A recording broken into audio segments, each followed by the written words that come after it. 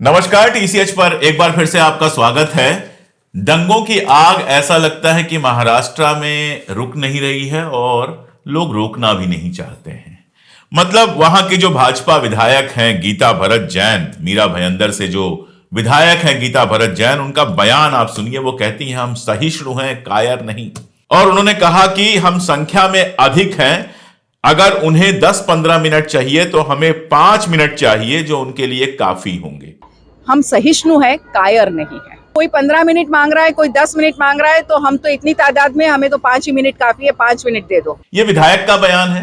इस देश में विधायक, मंत्री, मुख्यमंत्री क्या इस बात के लिए चुने जाते हैं कि वो इस तरह की घटिया बातें करें कि उनको 15 मिनट लगेगा, आपको 5 मिनट लगेगा? करने क्या वाले हैं आप? ये दंगे के लिए भड़काना अगर नहीं है तो और क्या है? आपके इलाके में बाकायदा सांप्रदायिक घटनाएं हुई। मैं कहता हूं किसी ने किया हो, मैं कहता हूं मुसलमान का दोष हो, हिंदू का दोष हो, ईसाई का दोष हो, सिख का दोष हो, सांप्रदायिक घटनाएं हुई तो वहां करना क्या होता है? इतनी सारी पुलिस, इतनी सारी व्यवस्था होती किस लिए है? कि तुरंत जो अपराधी हैं उनको गिरफ्तार करके अंदर किया जाए, पुलिस फोर्सेस सड़क पे आए और जो लोग आम लोग हैं उनको बचाया जाए और दंगों को बढ़ने से रोका जाए। एक जमाना था जब विधायक और बाकी शहर के इंपॉर्टेंट लोग मिलकर जुलूस निकालते थे, शांति जुलूस, ताकि पूरे शहर को यह लगे कि ये सीनियर लोग जो हमारे हैं, धार्मिक नेता हैं, हमारे विधायक हैं, हमारे एमपी हैं, ये लोग शांति जुलूस निकाल रहे हैं और शांति स्थापित करना चाहते हैं। आज ये हालत आ गई है कि ऐसे ऐसे लोग विधायक बन जा रहे हैं, ऐसे ऐसे लोग ऐसी बातें कर रहे हैं जो लोग सिर्फ और सिर्फ चाहते हैं कि आग लगी रहे। मुझे तो लगता है कि बाकी सब बाद में होना चाहिए। इस तरह के नेताओं को सबसे पहले बर्खास्त किया जाना चाहिए, लेकिन सवाल यही है कि बर्खास्त करेगा कौन? जिन्हें बर्खास्त करना था वो तो खुद इस तरह का बयान दे चुके हैं अपने वक्त में। एक ट्रेंड सेट किया जा रहा है जिसमें आग लगाने वाले बयान जो आते हैं उनको वायरल किया जाता है और ऐसे लोग बड़े नेता बनते हैं। बदले में मिलता क्या है? बदले में मिलता है जलता हुआ शहर, जलता हुआ गांव और जलता हुआ देश। ये जलता हुआ गांव, शहर, देश किसके लिए अच्छा है, किसके लिए बुरा, यह आप खुद सोचिए। देवेंद्र फडणवीस निंदा कर रहे हैं पत्थर चलाने वालों की। बिल्कुल ठीक बात है, जो पत्थर चला रहे हैं उनकी निंदा करनी चाहिए, लेकिन उनकी निंदा क्यों नहीं किया जाता है जिन्होंने यह नियम बना लिया है कि जो भी धार्मिक जुलूस निकलेगा वो मस्जिद के सामने जाएगा और मस्जिद के सामने घटिया नारे लगाएगा? उनकी निंदा क्यों नहीं की जाती है जो यहां वहां घटिया डीजे बजा रहे हैं? और ये जो माहौल पूरा बनाया गया है, इस माहौल बनाने के लिए जो लोग जिम्मेदार हैं उनकी निंदा क्यों नहीं की जाती है? आप राजनेता हैं, आप मंत्री हैं, उप मुख्यमंत्री हैं, मुख्यमंत्री रहे हैं, आपसे यह उम्मीद की जाती है कि आप आग में पानी डालेंगे, लेकिन आजकल तो आग में घी डालने का जमाना है। उसी महाराष्ट्र में एक बड़ा जुलूस निकला हुआ है, लगातार बंबई की तरफ आ रहा है, मराठों का, जो नौकरियों में अपने लिए आरक्षण मांग रहे हैं, नौकरियां मांग रहे हैं और अपने अधिकार मांग रहे हैं। उन पर खामोशी है, उन पर किसी की बोलने की हिम्मत नहीं है। कोई नहीं है जो आगे आकर कहे कि इन युवाओं को नौकरी दी जाएगी। कोई नहीं है जो आगे आकर कहे कि मराठों के साथ बात की जाएगी, समझौता किया जाएगा, क्योंकि वहां पर जो मांग है वो धर्म की मांग नहीं है। वहां पर मांग रोजगार की है। रोजगार के नाम पे आपके पास क्या है कि आप हरियाणा और यूपी से लोगों को इजराइल भेज रहे हैं रोजगार के नाम पर। अपनी जगह रोजगार नहीं दे सकते और यूपी और हरियाणा के नौजवान अब जाकर इजराइल में मजदूरी करेंगे, सड़कें ढोएंगे, टॉयलेट साफ करेंगे और पता नहीं क्या क्या करेंगे। इसलिए क्योंकि यूपी और हरियाणा के जो चीफ मिनिस्टर हैं वो अपने यहां नौकरी नहीं दे सकते। राजस्थान में आप पेंशन स्कीम आते ही खत्म कर देंगे, क्योंकि आप लोगों को पेंशन जो उनका अधिकार है वो नहीं दे सकते। आप कहेंगे कि हम तो सनातन की रक्षा के लिए आए हैं। ऐसे होती है सनातन की रक्षा? मेरा सवाल यह है कि जब मस्जिद में ही घुसना है, जब राम के नाम पर यात्रा निकालकर आपको मस्जिद में ही घुसना है, तो मंदिर बनाया क्यों? इतना प्यार क्यों है आपको मस्जिद से कि जब भी आपका कोई धार्मिक जुलूस निकलता है तो आप मस्जिद के सामने पहुंच जाते हो और वहां पर नारा लगाना शुरू कर देते हो? कल्पना करके देखिए, मुसलमानों का कोई जुलूस ऐसा निकले और किसी मंदिर के सामने ऐसी हरकत करे तो क्या होगा? इस देश का पूरा मीडिया पागल हो जाएगा। इस देश का मीडिया जो है वो पाकिस्तान और पता नहीं किसकी किसकी साजिश बताने लगेगा, सबको आतंकवादी बताने लगेगा। लेकिन यहां नियम बन गया है कि जब भी कोई धार्मिक जुलूस निकले तो वो मस्जिद के सामने जाए, बवाल मचाए और उसके बाद सांप्रदायिक घटना को अंजाम देने की कोशिश किया जाए। और हमारा मीडिया क्या कर रहा है? हमारे मीडिया में इतना ज्ञान है, वही चित्रा त्रिपाठी जी जो मुझे नेहरू पर ज्ञान दे रही थी, वो ये कह रही हैं, जिस लंका को पाने के लिए रावण को अपने 10 शीश को काटकर भगवान शिव के चरणों में चढ़ाना पड़ता था, उस लंका का राज सुग्रीव को भगवान राम ने दे दिया। उस लंका का राज सुग्रीव को भगवान राम ने दे दिया। भगवान राम ने लंका को जीतने के बाद सुग्रीव को दे दिया था। ये विभीषण कहां चले गए? ये नई रामचरितमानस लिख ली है, मेरे सामने कह रहे थे रिसर्च मैंने निकाली है, फेसबुक की पोस्ट को रिसर्च कह रही थी। और यह भी कहीं से उन्होंने रिसर्च निकाल ली कि राम जी ने लंका जीतने के बाद सुग्रीव को दे दी, विभीषण का पत्ता कट गया। मतलब तुलसीदास की रामचरितमानस में उनको यह मिला, या वाल्मीकि जी की रामचरितमानस में मिला, या किसी और रामचरित में उनको मिल गया।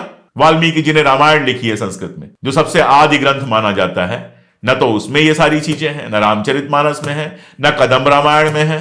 जितनी रामायण मैंने पढ़ी है उसमें कहीं सुग्रीव को राजपाट देने की बात तो नहीं है लंका का। लेकिन चित्रा त्रिपाठी भक्ति में ऐसे डूबी हुई हैं, ये इन लोगों का ज्ञान है और ये इन लोगों की समझ है कि लंका का राज्य सुग्रीव को दिलवा दे रही है। और Sudhir Chaudhary black and white करने वाला कह रहा है कि अयोध्या एक ऐसा धार्मिक शहर बन गया है जो वेटिकन सिटी से भी बड़ा है। फिर ये बताइए ना कि अयोध्या में तुरंत करोड़ों की जमीनें बिकने लगी हैं, ये भी बताइए।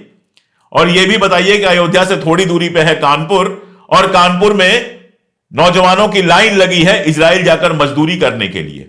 यह बताने में शर्म आती है। जनता की जहां कोई बात होती है वो बताने में शर्म आती है। सत्ता की दलाली और सांप्रदायिक ध्रुवीकरण की जहां बात होती है वहां हमारा गोदी मीडिया कूदने लगता है। उसको यह भी बताने में शर्म आती है कि उसी उत्तर प्रदेश में एक नौजवान ने खुद को आग लगा ली क्योंकि पीएम आवास योजना की दूसरी किस्त नहीं मिली।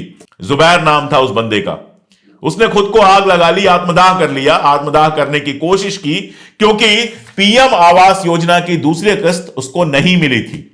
यह तो बड़ी अच्छी बात है। वहां के जो अधिकारी हैं उनकी मैं तारीफ करूंगा, जबरदस्त तारीफ करूंगा। जो डीएम साहब हैं सत्येंद्र कुमार साहब, उन्होंने इसके बाद उसका प्राथमिक इलाज कराया, प्रधानमंत्री आवास योजना की दूसरी किस्त जारी की और जो संबंधित पंचायत सचिव था जो नहीं जारी कर रहा था उसको सस्पेंड किया। अगर सत्येंद्र कुमार जैसे ही सारे ऑफिसर हमारे यहां के हो जाएं तो शायद लोगों के कम से कम जो मिनिमम अधिकार हैं वो मिलने शुरू हो जाएं। इस कार्यक्रम के माध्यम से सत्येंद्र कुमार जी को मैं शुभकामनाएं, धन्यवाद ज्ञापित करना चाहता हूं। और पत्रकारों की, सुधीर चौधरी और इसकी तरह चित्रा त्रिपाठी और ऐसे पत्रकारों की, पत्रकार कहना पत्रकारिता का अपमान है। ऐसे गोदी मीडिया के एक्टरों की, ये एंकर भी नहीं है, एक्टर है बेसिकली, जो लिखा हुआ किसी और का पढ़ते हैं, जहर से भरा हुआ लिखा हुआ पढ़ते हैं, अपना दिमाग नहीं लगाते। जिनके रिसर्च में यह आ जाता है कि सुग्रीव को राजपाट मिल गया था लंका का, तो उनको मैं लानत मलामत भेजता हूं और डीएम साहब को सलाम पेश करता हूं कि उन्होंने कम से कम एक युवा को उसका अधिकार दिलवाया। लेकिन यह खबर किसी गोदी मीडिया पर आपको दिखाई नहीं देगी। आपको यह भी खबर नहीं दिखाई देगी कि यह राम रैली की शोभा यात्रा जब आगरे में निकलती है तो उसको किसी मंदिर में नहीं जाना था, उसको बेगम शाही मस्जिद में जाना था। ये जो सरकारी हिंदू हैं 2014 के बाद जो हिंदू बने हैं, उनको मस्जिद में जाने का कितना शौक है वो देख लीजिए कि राम जी की शोभा यात्रा निकलती है और वो जाती है आगरे के बेगम शाही मस्जिद तक और उस पर भगवा झंडा फहराने की कोशिश करती है। फिर मैं कहूंगा कि वहां की पुलिस ने शानदार एक्शन लिया और ताजगंज की पुलिस ने बाकायदा 11 लोगों को गिरफ्तार किया और 1500 अज्ञात लोगों के खिलाफ एक एफआईआर दर्ज की, जिसमें 147, 148, 452, 505, 2 जैसे धाराएं लगाई गई। लेकिन हमारा जो गोदी मीडिया है वो कभी नहीं बताएगा कि राम जी के नाम पर यात्रा निकाल के ये लोग बार बार मस्जिद के सामने क्यों पहुंच जाते हैं।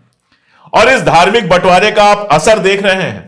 ऐसा नहीं है कि ये लड़ाई हिंदू मुस्लिम के बीच में रह गई है। उज्जैन से एक ताजा खबर आई है और मेरे जैसे आदमी को बेहद दुखी करने वाली वो खबर है। बताया जा रहा है कि उज्जैन के किसी चौक पर कोई विवादित जमीन थी, जहां पर जो पाटीदार समुदाय, जो पटेल समुदाय है, वो मांग कर रहा था कि वल्लभ भाई पटेल की मूर्ति लगाई जाए और जो दलित समाज है वो मांग कर रहा था कि भीमराव अंबेडकर जी की मूर्ति लगाई जाए।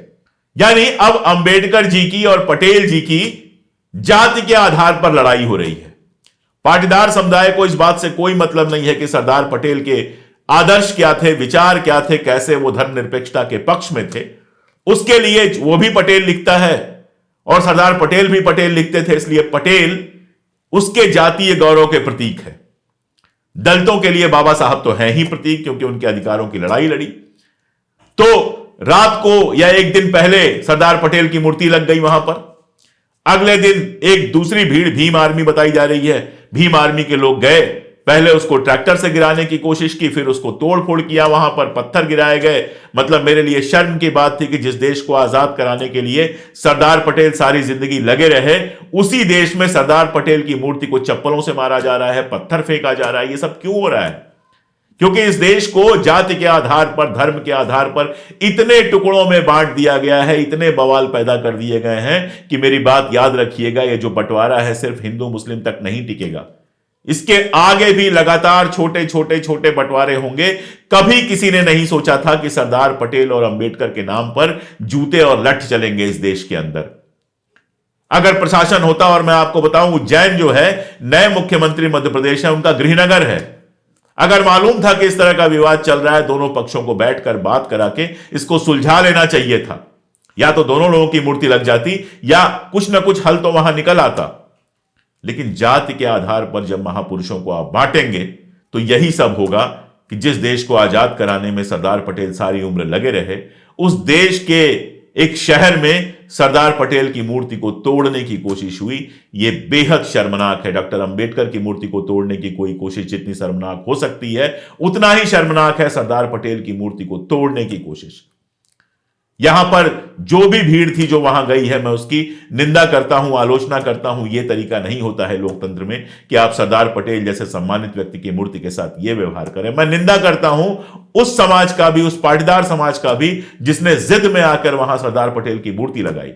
मैं तो चाहता हूं कि अगले 20 साल तक इस देश में मंदिर, मस्जिद, चर्च, गुरुद्वारा, मूर्तियां लगना, इन सब चीजों पे बैन कर दिया जाए। तमाशा चल रहा है मूर्तियों के नाम पर, तमाशा चल रहा है। आखिर में उन मूर्तियों पर कबूतर की टट्टी के अलावा कुछ और दिखाई नहीं देता है। लगा के मूर्ति सब भूल जाते हैं। कितनी मूर्तियां मैंने देखी हैं जो गंदी पड़ी हुई हैं, जिनके आसपास गंदगी है। लेकिन जातीय गौरव के नाम पर मूर्तियां लगवाना और मूर्तियां तोड़ना, दोनों इस देश के लिए शर्मनाक है। आप सोच के देखिए कि प्राण प्रतिष्ठा हुई अयोध्या में, पूरे देश में उसको सेलिब्रेट किया गया और उसके बहाने लगातार दंगा भड़काने की कोशिश की खबरें अलग अलग जगह से आ रही हैं। मैंने आपको महाराष्ट्र की खबर दी, मैंने आपको यूपी की खबर दी, तेलंगाना जैसे स्टेट में आप देखिए क्या हुआ। एक मुस्लिम फल विक्रेता की दुकान में आग लगा दी गई। बताइए इससे क्या मिलता है? और यहां भी वही कहानी है, सेम वही कहानी है। हथनूर नाम का एक गांव था, वहां रैली आयोजित की गई। वो रैली मस्जिद के पास से गुजरी, फिर मुसलमानों के घरों पे हमला करने की कोशिश हुई, घटिया बातें हुई और फाइनली एक दुकानदार की फल की दुकान जला दी गई। एक आदमी का रोजगार छीन लिया गया। ये कौन सी भक्ति है? ये कौन सी पूजा है? इससे क्या होता है?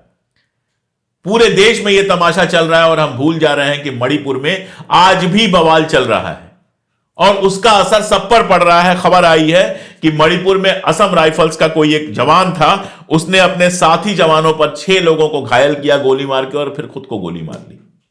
ये क्या है? ये फ्रस्ट्रेशन है। जब आप लगातार हिंसा देखते हैं, जब आप लगातार अपने चारों तरफ हिंसा का तांडव देखते हैं, तो आपके भीतर का जो इंसान है वो पहले दुखी होता है, फिर धीरे धीरे धीरे धीरे कुंठित होता चला जाता है और फिर इस तरह की प्रतिक्रियाएं आती हैं। कश्मीर पर मैं काम करता हूं और कश्मीर से ऐसी तमाम घटनाएं मैंने देखी हैं जहां नौजवानों ने, सेना के जवानों ने अपने ही साथियों की हत्या करके खुद को गोली मार ली है। खुदकुशी तो वहां पता नहीं कितनी हुई है। एक तरफ यह माहौल है मणिपुर का और मणिपुर पर कहीं आपको रिपोर्टिंग नहीं दिखती है, और दूसरी तरफ यह माहौल है कि राम जन्मभूमि की प्राण प्रतिष्ठा के बाद पूरे देश की अलग अलग जगहों पर ऐसे असामाजिक तत्व कोशिश कर रहे हैं कि किसी भी तरह से दंगा फैल जाए। वहां कहा जा रहा है, क्या कहते हैं आपका, महाराष्ट्र में कहा जा रहा है बाहरी लोगों का काम है। अरे ये बाहरी कौन होते हैं? अमेरिका से कोई आ गया तुम्हारे यहां दंगा करने, कि लंदन से आ गया तुम्हारे यहां दंगा करने, कि नेपाल से आ गया तुम्हारे यहां दंगा करने, कि इजराइल से आ गया कोई दंगा करने? हैं तो यहीं के लोग, महाराष्ट्र के ही लोग होंगे, महाराष्ट्र के आसपास के लोग होंगे, इस देश के ही लोग होंगे। कैसे आ जाते हैं ये बाहरी लोग? हर बार कह दिया जाता है बाहरी लोग। कैसे आ जाते हैं ये बाहरी लोग? कैसे इन बाहरी लोगों को निशानदेही होती है कि फलां घर मुसलमान का है, फलां दुकान मुसलमान की है, और ये सारा कुछ करके निकल जाते हैं। इनके खिलाफ ना कोई केस होता है, ना कोई सजा होती है। ऐसा क्यों होता है? क्या माहौल बन गया है देश का? सोचिए कि एक आदमी भारत जोड़ो न्याय यात्रा निकाल रहा है और लगातार उस पर तमाशा हो रहा है। हिमंता बिस्वा शर्मा कह रहा है कि हम राहुल गांधी को लोकसभा चुनाव के बाद गिरफ्तार करेंगे। क्यों भाई, पहले गिरफ्तार करने में डर लग रहा है क्या कि असम में कहीं उल्टा ना पड़ जाए, जिस तरह की भीड़ आई है लगातार राहुल गांधी के सामने। मोहन यादव का बयान आया कि भगवान राम की प्राण प्रतिष्ठा पाकिस्तान के बचे हुए हिस्से को भारत में मिलाने की ओर पहला कदम है। कमाल करते हैं साहब, अपने देश में एक मस्जिद को गिराकर वहां पर मंदिर बना लिया, प्राण प्रतिष्ठा कर लिया, ठीक बात है। आप पाकिस्तान को हिंदुस्तान में मिला लेंगे, बच्चों का खेल समझा है। दुनिया में आज यह संभव है, अपने आप को क्या समझते हैं आप? इजराइल तो 70 सालों तक जो तानाशाही उसने की है फलस्तीन के सामने, उसके बाद आज इजराइल वहां पहुंच चुका है कि सारी दुनिया कह रही है कि फलस्तीन को आजादी देनी चाहिए। अमेरिका तक कह रहा है कि 2 स्टेट सोल्यूशन होगा, फलस्तीन को आजादी मिलेगी। और यहां सपना दिखाया जा रहा है पाकिस्तान को हिंदुस्तान में मिलाने का। अरे भाई, हिंदुस्तान में जो मुसलमान हैं उनको तो तुम संभाल नहीं पा रहे हो। हिंदुस्तान को पाकिस्तान से मिला लोगे तो मुसलमानों की संख्या डबल से भी ज्यादा हो जाएगी। उसके बाद तुम्हारा क्या हाल होगा? जो तुम अखंड भारत बनाने की बात करते हो, जिसमें अफगानिस्तान भी शामिल है, पाकिस्तान भी शामिल है, इधर बांग्लादेश भी शामिल है, श्रीलंका और जाने क्या क्या शामिल है, अमेरिका तक तुम शामिल कर लोगे, उसमें तो इतने मुसलमान हो जाएंगे कि तुम्हारे लिए जीना मुश्किल हो जाएगा। अपने देश के शांतिपूर्ण जो अल्पसंख्यक हैं उनको तो संभाल नहीं पा रहे हो, जा रहे हो पाकिस्तान मिलाने। चीन के सामने बोलने की हिम्मत नहीं होती है। लगातार खबरें आती हैं चीन जमीन कब्जा कर रही है, तब तो जबान पे ताला लग जाता है, मुंह में दही जम जाती है। पाकिस्तान का नाम बार बार इसलिए क्योंकि मुसलमानों के प्रति नफरत पैदा की जा सके। यह इस्लामोफोबिया हमारे देश को बर्बाद कर रही है दोस्तों। ये जो पागलपन है, ये जो हमारे युवाओं को बुरी तरह से पागल किया गया है, ये देश को बर्बाद कर रहा है। आप सोच के देखिए, लोग अपनी ट्विटर पे प्रोफाइल बनाते हैं, राष्ट्रहित सर्वोपरि, संस्कृत का कोई बड़ा सुंदर सा श्लोक लिख देते हैं, उसके बाद महिलाओं के यहां जाकर मां बहन की गालियां देते हैं, महिलाओं के लिए घटिया बातें करते हैं। जो भी सरकार के खिलाफ लिखता है उसको जाके घटिया बातें करते हैं। जिसके दिमाग में महिलाओं के लिए इतनी गंदगी भरी हो, उसके लिए राष्ट्र प्रथम क्या होगा? हमारी संस्कृति में तो यत्र नार्यस्तु पूज्यन्ते रमन्ते तत्र देवता की बात होती है। ये नारी की पूजा तो क्या करेंगे, ये तो दिन रात सिर्फ महिलाओं के नाम पे गाली देते हैं और उनको हीरो बनाता है हमारा मीडिया। ना कोई कार्रवाई होती है, ना कहीं पुलिस दिखाई देती है, ना कुछ होता है। ये जो पागल लोग हैं, ये किसी मुल्क को क्या बनाएंगे? पागल सिर्फ मुल्क को बर्बाद करते हैं, कभी किसी मुल्क को बना नहीं सकते। मैं बार बार रोज ये बात कह रहा हूं कि प्राण प्रतिष्ठा हो गई है, किसी ने उसका विरोध नहीं किया है। छुटपुट कहीं छोटा मोटा विरोध हुआ हो तो हुआ हो, किसी ने उसका विरोध नहीं किया है। लेकिन उसके नाम पे लगातार जो हिंसा भड़काने की कोशिश की जा रही है, वो देश को एक ऐसे अंधेरे दौर में ले जाने की कोशिश है जिससे बाहर निकलना बहुत मुश्किल होगा। एक बानगी तो उसकी हम देख ही रहे हैं, उमर खालिद जैसा नौजवान जिसके ऊपर आरोप लगाकर 3 साल से जेल में बंद रखा गया है। 24 जनवरी को कोर्ट का डेट था, कोर्ट ने डेट दी थी। 24 जनवरी मेरा जन्मदिन पड़ता है, लेकिन अपने जन्मदिन से ज्यादा मैं इंतजार कर रहा था कि उमर खालिद को शायद आज जमानत मिल जाए। फिर 7 दिन आगे बढ़ा दी गई। एक तरफ हमारे सुप्रीम कोर्ट के चीफ जस्टिस कहते हैं कि बार बार डेट आगे नहीं बढ़ाना चाहिए। एक बार उन्हीं की छाया में सुप्रीम कोर्ट में एक ऐसा बंदा उमर खालिद, जिसकी पिछले कई महीनों से लगातार सिर्फ डेट बढ़ाई जा रही है, सुनवाई नहीं हो रही है। दुनिया जब इस तरह की घटनाएं देखती होगी तो हमारे देश के बारे में क्या सोचती होगी? दुनिया जब हमारे देश से यह खबर मिलती होगी कि यह फेक न्यूज का बादशाह बन चुका है। जी, खबर आई कि एक ऐसी खबर आई जिसने दिल तोड़ के रख दिया। हम नंबर 1 बने, हम विश्व गुरु बने, लेकिन किस चीज में? फेक न्यूज फैलाने में। जब दुनिया इसको देखती होगी तो हमारी क्या इमेज बनती होगी? तो जैसा मैंने कहा कि जहर फैलाने वालों को अगर पाला जाएगा तो हम विश्व गुरु नहीं विश्व गुरु बनेंगे। अगर मंदिर निर्माण के बाद पूरे देश में पूजा पाठ की जगह अगर धार्मिक विद्वेष पैदा करने की कोशिश की जाएगी, दंगे कराने की कोशिश की जाएगी, तो यकीन जानिए कि हमारा देश किसी अच्छी दिशा में नहीं जा रहा। आज कुछ लोगों को लग रहा होगा कि इसके दम पे वो चुनाव जीत सकते हैं, लेकिन जिन मुल्कों में ऐसा हुआ है उनके हालात देख लीजिए कि वैसे मुल्क तबाह बर्बाद हुए हैं। हमारे जैसे लोग जिन्होंने हिंदुस्तान का अच्छा दौर देखा है, जब सब मिलकर रहते थे, इस तरह की हरकतें नहीं होती थी, उनको बार बार चिंता होती है कि जिस बुरे दौर में प्रवेश कराया जा रहा है हिंदुस्तान का, उसकी कीमत सबको चुकानी पड़ेगी, चाहे वो किसी धर्म का हो, चाहे वो किसी भी जाति का हो। इसलिए मैं लगातार अपील करता रहता हूं कि इस तरह की कोशिशों को नाकामयाब कीजिए। हम शांति से मिलजुल कर रहेंगे, हम जैसा हिंदुस्तान है वैसा बने रहेंगे। हम कल गणतंत्र दिवस है, अगर जो हमारा मूल संविधान है उसके अनुरूप चलने की कोशिश करेंगे तभी भारत विश्व गुरु बन पाएगा, वरना इन हरकतों के आधार पर तो हम सिर्फ विश्व गुरु बन सकते हैं, और वो विष दुनिया के लिए भी घातक होगा और उनके लिए भी घातक होगा जो उस विष को पाल और पोस रहे हैं।